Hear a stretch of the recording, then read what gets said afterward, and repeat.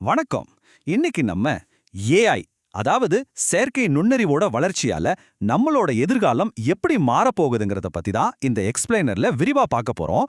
குறிப்பா பில்கேட்ஸ் மாதிரி பெரிய டெக் கோடீஸ்வரர்கள் நம்ம எதிர்காலத்தை பத்தி என்ன பிளான் பண்றாங்க, அவங்க உண்மையிலே என்ன சொல்ல வராங்க அப்படிங்கறத பத்தின ஒரு முழுமையான விழிப்புணர்வு நமக்கு கண்டிப்பா தேவை. அதைத்தான் இன்னைக்கு நாம டீகோட் பண்ண போறோம்.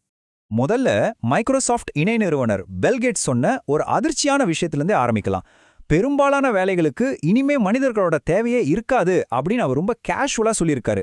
கொஞ்சம் யோசிச்சு பாருங்க, நம்மளோட ஒட்டுமொத்த உழைப்போட எதிர்காலமுமே இங்க கேள்விக்குறியாகுது. அவர் சொன்ன இந்த ஒரு வரி நம்மள ஒரு முக்கியமான கேள்வியை கேட்க வைக்குது. வழக்கமான வேலைகள் எதுவுமே இல்லாத ஒரு உலகத்துக்கு நாம உண்மையிலேயே தயாரா இருக்கோமா? காலையில எழுந்து வேலைக்கு போறது, சம்பாதிக்கிறது இதெல்லாம் இல்லாம நம்ம வாழ்க்கையோட அர்த்தம் என்னவா இருக்கும்? அதனால இன்னைக்கு நாம 5 முக்கியமான விஷயங்களை பார்க்க போறோம்.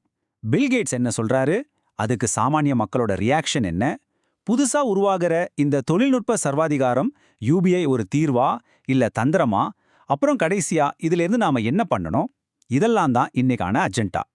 சரி, முதல் பகுதிக்குள்ள போலாம். பில்கேட்ஸ் மற்றும் பிற டெக் அதிபர்கள் அடுத்த 10 வருஷத்துக்கு என்னதான் பிளான் பண்ணி வச்சிருக்காங்க?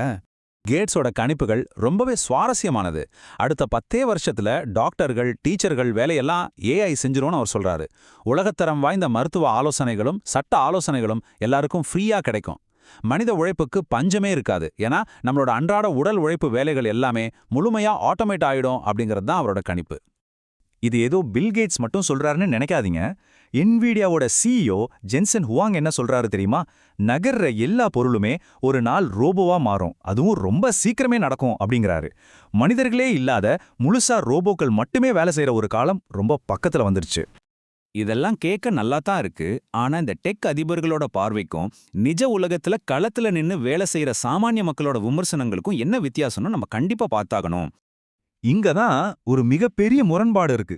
ஒரு பக்கம் ஏஐ சிறந்த மருத்துவ ஆலோசனைகளை கொடுத்து டாக்டர்களை ரீப்ளேஸ் பண்ணிடும்னு பில்கேட்ஸ் சொல்றாரு. ஆனா இன்னொரு பக்கம் ரெடிட்ல இருக்கிற ஒரு மெடிக்கல் கம்யூனிட்டி என்ன சொல்றாங்க தெரியுமா? அதிகாலை 3 மணிக்கு வர ஒரு எமர்ஜென்சி டெலிவரியை ஏஐ பண்ணி பார்க்கட்டும், அப்ப தெரியும்னு சவால் விடுறாங்க. மேல்தட்டு மக்களோட எதிர்பார்ப்புக்கும் களத்துல இருக்கிற யதார்த்தத்துக்கும் எவ்வளவு பெரிய கேப் இருக்கு பாத்தீங்களா? இதுல இருந்து என்ன தெரியுதுன்னா, இந்த டெக் கோடீஸ்வரர்கள் தங்களோட வசதியான வாழ்க்கையில வர்ற சின்ன சின்ன பிரச்சனைகளை வச்சுதான் எதிர்காலத்தையே டிசைன் பண்றாங்க. நிஜ உலக வேலைகள்ல இருக்கிற எதிர்பாராத சிக்கல்கள், மனிதர்களுக்கே உரிய அந்த உள்ளுணர்வு, இதெல்லாம் அவங்க சுத்தமா மறந்துடுறாங்க. ஒருவேளை அவங்க நினைச்ச மாதிரியே எல்லா வேலைகளையும் ஏஐ எடுத்துக்கிட்டா என்ன ஆகும்? இங்க தான் விஷயமே இருக்கு. இது சமூகத்துல ஒரு புதிய தொழில்நுட்ப சர்வாதிகாரத்துக்கு வழிவகுக்கும். பிரபல வரலாற்று ஆய்வாளர் யுவால் நோவா ஹராரி இதுக்கு ஒரு கடுமையான எச்சரிக்கை கொடுக்கறாரு. இது ஏதோ ஒரு தடவை நடந்து முடிகிற மாற்றம் கிடையாது. 2025 வேலை இழப்புல ஒரு பெரிய அதிர்ச்சி வரும். 2035 அதை விட பெரிய பிரச்சனை வரும். மனிதர்கள் இந்த உலகத்துல சர்வைவ் ஆகணும்னா வாழ்நாள் முழுக்க புதுசா படிச்சுக்கிட்டே இருக்க வேண்டிய ஒரு பயங்கரமான மன அழுத்த சூழலை உருவாகும்னு சொல்றாரு. இந்த தொடர் மாற்றங்களால யூஸ்லெஸ் கிளாஸ், அதாவது பயனற்ற வர்க்கம் அப்படின்னு ஒரு புது கூட்டமே உருவாகும்னு ஹராரி பயப்படுறாரு.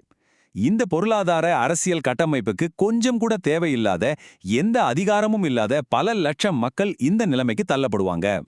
இந்த அதிகார இழப்பு நம்மள ஒரு டிஜிட்டல் சர்வாதிகாரத்தை நோக்கி கொண்டு போகுது. ஏன் நமக்கு பேங்க்ல லோன் கிடைக்கல, ஏன் நமக்கு வேலை கிடைக்கல அப்படிங்கறதெல்லாம் யாருக்கும் புரியாத சில அல்காரிதம்கள் முடிவு பண்ணும். ஏஐ கிட்ட போய் நீங்க ஸ்ட்ரைக் பண்ண முடியுமா? யூனியன் வைக்க முடியுமா? முடியாது. போக்குவரத்து, லாஜிஸ்டிக்ஸ் எல்லாத்தையும் ஒரு சில கோடீஸ்வரர்கள் மட்டுமே கண்ட்ரோல் பண்ணுவாங்க. இதனால வளரும் நாடுகள் எல்லாமே டேட்டா காலனித்துவத்துல மாட்டி தவிக்கும். வேலைகள்லாம் போச்சுன்னா மக்கள் என்ன பண்ணுவாங்க? இதுக்காகவே இந்த டெக் நிறுவனங்கள் முன்னிறுத்துற ஒரு விஷயம்தான் யூபிஐ, அதாவது உலகளாவிய அடிப்படை வருமானம். இது உண்மையிலே ஒரு தீர்வா இல்ல நம்மளை ஏமாத்துற தந்திரமா? யூபிஐ மூலமா எல்லாருக்கும் பண பாதுகாப்பு கிடைக்கும், நிறைய ஓய்வு நேரம் கிடைக்கும்னு சொல்றாங்க. ஆனா இதுல இருக்கிற பெரிய ஆபத்து என்னன்னா, மக்கள் அரசாங்கத்தையோ கார்ப்பரேட்டையோ நம்பி மட்டுமே வாழக்கூடிய ஒரு பலவீனமான வர்க்கமா மாறிடுவாங்க. உழைப்பு இல்லாம வாழ்க்கையோட அர்த்தமே அழிஞ்சிடும். மிக முக்கியமா டெக் நிறுவனங்களுக்கு எதிராக மக்கள் போராடாம இருக்க அவங்க வாயை அடைக்க கொடுக்கிற ஒரு பிச்சை மாதிரி தான் இது செயல்படும்னு சமூகவியலாளர்கள் எச்சரிக்கிறாங்க. சோ இப்ப நம்ம யோசிக்க வேண்டிய விஷயம், யூபிஐ மக்களுக்கான அதிகாரமா இல்ல மனித உழைப்ப முழுமையா கைப்பற்றுறதுக்கு கார்ப்பரேட்டுகள் சொல்லும் ஒரு சாக்கு போக்கா? டெக்னாலஜிக்கு முன்னாடி எந்த உரிமையும் இல்லாத வெறும் பார்வையாளர்களா நாம மாறிட்டு இருக்கோமாங்கிறத நாம கண்டிப்பா சுய பரிசோதனை செஞ்சாகணும். இது நம்மளோட கடைசி பகுதி. இந்த மாதிரியான சூழ்நிலையிலிருந்து நாம எப்படி தப்பிக்கிறது? நம்ம எதிர்காலத்தை நம்மளே எப்படி வடிவமைக்கிறது? இந்த சேட்டலைட் இமேஜ் கொஞ்சம் பாருங்க.